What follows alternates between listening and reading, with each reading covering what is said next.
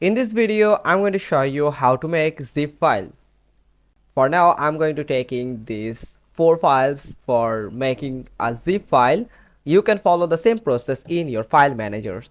Just you need to select multiple files in your file manager and follow the same process as I'm doing in this video.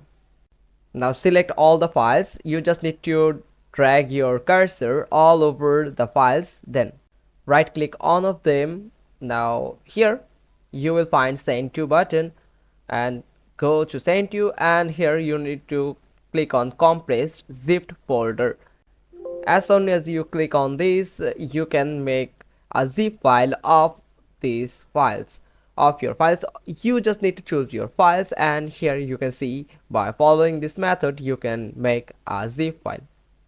Whenever you open it, for me, I'm going to click on no, and it's asking for my permissions.